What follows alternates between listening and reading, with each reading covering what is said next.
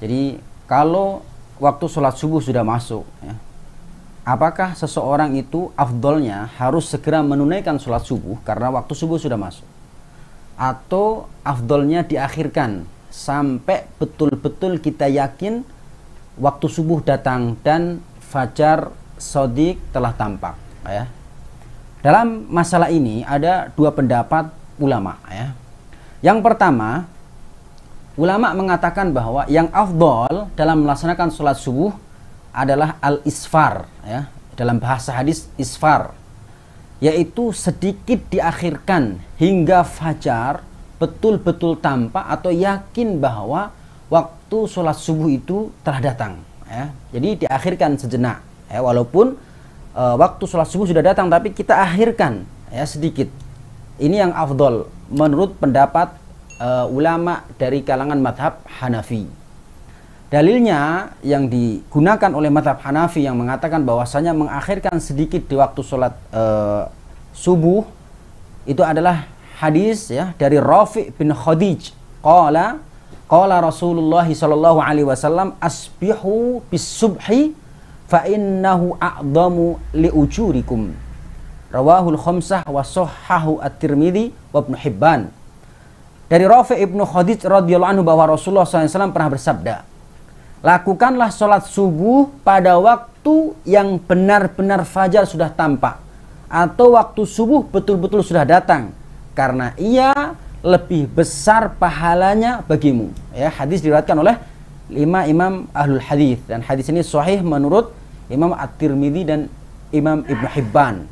Dalil inilah dijadikan standar patokan oleh madhab Hanafi bahwa sholat subuh hendaknya diakhirkan sedikit, dan karena ini lebih afdol berdasarkan hadis tadi. Ini pendapat pertama. Pendapat kedua mengatakan bahwa sholat subuh yang afdol itu adalah at-taghlis, ya, dalam bahasa hadis at-taghlis, yaitu di awal waktu, ya. Kalau orang Jawa bilang teng, ya, waktunya teng sudah sholat subuh, ya, atau on time, jelas, ya, datang kita segera melaksanakannya. Ini pendapat kedua.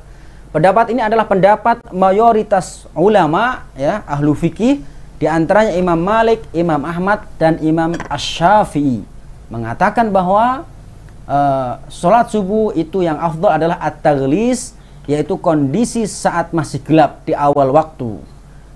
Mana dalil mereka? Dalil yang digunakan oleh mayoritas ulama, ya, banyak sekali. Di antaranya adalah hadis dari Aisyah radhiyallahu anha, yang berkata Rasulullah sallallahu alaihi wasallam pernah melaksanakan sholat subuh. Di saat itu hadir bersamanya para wanita mukminah dengan berpakaian yang menutupi badan dan kepalanya. Kemudian mereka kembali ke rumahnya, para wanita tersebut yang sholat bersama Rasulullah. Dan ketika mereka kembali ke rumah, ya, masing-masing di antara mereka tidak saling melihat dengan jelas. Jadi kalau seorang wanita yang satu melihat wanita yang lain, itu kurang jelas karena disebabkan kondisi masih gelap. Hadis riwayat Al-Bukhari dan Muslim. Dari hadis ini berarti sholat subuh itu afdolnya dilakukan saat kondisi masih gelap di awal waktu.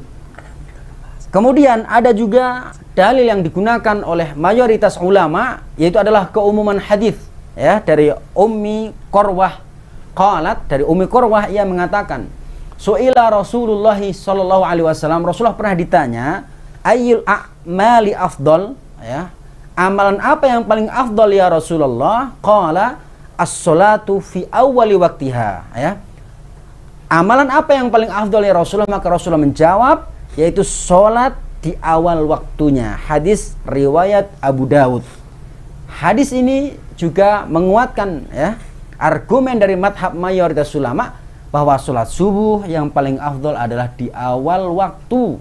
Saat sholat subuh sudah masuk, maka ia segera menunaikan sholat subuh, karena itu yang lebih afdal menurut pendapat mayoritas ulama, ya. Tentunya kita, ya, boleh memilih di antara salah satu dari dua pendapat tersebut. Boleh kita melaksanakan di awal waktu masih gelap, atau juga diakhirkan sebagaimana madhab Hanafi, dan juga berargumen dengan hadis Rasulullah SAW, ya. Intinya kita tidak melaksanakan sholat subuh ketika sudah mepet atau mau habis waktunya. Tentu tidak benar, tetapi yang dimaksud mengakhirkan adalah sedikit saja sehingga betul-betul tampak. Wallahu a'lam. Hal ini ada perbedaan di kalangan para ulama, minimal ada dua pendapat dalam masalah ini. Pertama, pendapat pertama, apabila seorang wanita ya datang haid pada saat-saat memasuki waktu sholat asar misalnya, ini hanya contoh saja sholat asar, dan dia belum melaksanakan sholat duhur, ya, masuklah waktu duhur, wanita ini tidak bersegera melaksanakan sholat duhur, ternyata saat mau hampir habis atau ada sisa untuk sholat sebenarnya dia belum sholat, ternyata datanglah haid, ya. Pendapat pertama ini mengatakan wanita ini wajib mengqadha sholat duhur tadi, ya, wajib mengqadha sholat duhur. Karena apa? Alasannya, ya, dia telah berada di waktu di mana dia telah diwajibkan melaksanakan sholat, ya. Yang kalau sekiranya dia sebenarnya masih bisa melaksanakan sholat. Bahkan ulama mengatakan seandainya kalau memang dia berada di waktu sholat yang memang diwajibkan, bahkan sekiranya itu cukup untuk melaksanakan sholat 1 rakaat, maka dia wajib melaksanakan sholat. Tapi ternyata qadarullah datang haid, sedangkan dia belum sholat tadi, padahal seharusnya waktunya sudah datang. Maka dia harus mengqadha sholat duhur tadi ketika dia suci, ya. Di antara alasannya adalah Allah Subhanahu wa taala berfirman, "Innas sholata kanat 'alal mu'minina kitaban mauquta." Sesungguhnya sholat itu adalah kewajiban yang ditentukan waktunya atas orang-orang yang beriman. Quran surat An-Nisa 103. Jadi sudah waktu sholat duhur datang. Atau misalnya kita kasih contoh lain, bisa juga misalnya maghrib, ya. Dia maghrib belum sholat, ternyata saat di akhir-akhir maghrib datang haid. Maka ntar masuk dalam pembahasan ini. Kalau kita ambil contoh sholat duhur, ya. Kalau pendapat pertama mengatakan wajib dia harus mengqadha sholat duhur, karena dia diberikan kesempatan untuk sholat duhur, belum sholat duhur yang sehingga menjadikan dia kedatangan haid, ya. Itu pendapat pertama yang mengatakan bahwasanya wajib seorang wanita tadi mengqadha duhurnya tadi, ya, yang dia belum sempat melaksanakan sholat duhurnya ketika dia sudah suci. Kemudian ada pendapat lain, yaitu pendapat kedua, ya. Pendapat kedua, kalau pendapat tadi itu masuk pada pendapat mayoritas ulama, ya. Kalau mayoritas ulama berarti kan harus mengqadha duhurnya tadi yang ketika dia belum sempat sholat duhur ternyata kedatangan haid, itu mayoritas. Adapun pendapat lain, ya, mengatakan bahwa dia tidak wajib mengqadha sholat duhur, ya, dan mereka mengatakan, ya, ulama-ulama yang mengatakan nggak perlu, ya, mengqadha sholat duhur, ya. Alasannya di zaman Nabi, ya, itu banyak sekali wanita-wanita yang mereka mengalami haid dan tidak ada satupun riwayat yang mengatakan bahwa Nabi memerintahkan seorang wanita setelah dia suci untuk mengganti sholat yang terlewatkan sebelum datang masa haid, ya. Ini ada ungkapan dari Syekhul Islam Ibnu Taimiyah dalam kitabnya Al-Fatawa. Dalil yang jelas di sini, kata Imam Ibnu Taimiyah, beliau ingin menekankan pendapat ulama. Dalil yang jelas di sini adalah apa yang dikatakan oleh Imam Abu Hanifah dan Imam Malik, bahwa wanita tersebut tidak wajib mengqadhanya karena qadha berlalu dengan datangnya sesuatu yang baru. Dan di sini tidak ada perintah yang mewajibkan untuk mengqadha. Dan karena wanita tersebut telah mengakhirkan waktu sholat sampai batas waktu yang dibolehkan tanpa berlebihan. Kata Ibnu Taimiyah, maksudnya apa intinya? Intinya menurut madhab Abu Hanifah dan Imam Malik gak perlu dia mengqadha sholat duhur yang dia tinggalkan tadi. Karena apa? Secara hukum asal wanita itu boleh mengakhirkan sholat duhur. Jadi orang, ya, seorang muslim atau muslimah itu boleh, misalnya datang adzan duhur, itu boleh ada kesempatan untuk mengakhirkan sejenak, itu boleh, ya. Tidak harus misalnya saat adzan langsung sholat, walaupun itu yang paling afdol, tapi secara kebolehan boleh dia. Ternyata saat dia mengakhirkan sholat tadi kok datang haid, berarti kan dia tidak melanggar, wong dia bukan sedang ingin meninggalkan sholat, tapi hanya mengakhirkan saja atau menundanya, sehingga dia tidak dikenakan kewajiban untuk mengqadha. Karena saat kebetulan dia belum sempat sholat, ternyata datang haid, ini adalah sesuatu yang tidak ada masalah dalam Islam. Maksudnya bagi wanita misalnya mengakhirkan, belum sempat, ternyata dia sudah haid. Jadi itu sesuatu yang tidak bermasalah ya, sehingga nggak perlu dia ntar mengkodok duhurnya yang tadi ya.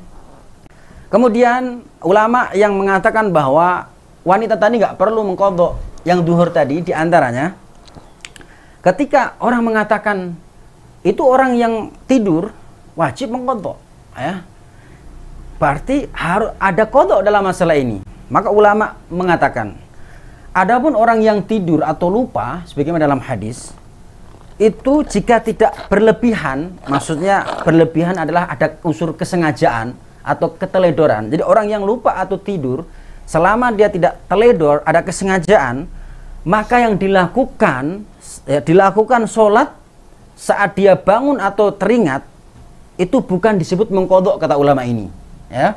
Jadi kalau ada orang yang lupa atau orang yang ketiduran belum sholat, lalu dia bangun atau ingat lalu dia sholat, itu bukan mengkodok, kata ulama ini. Terus apa?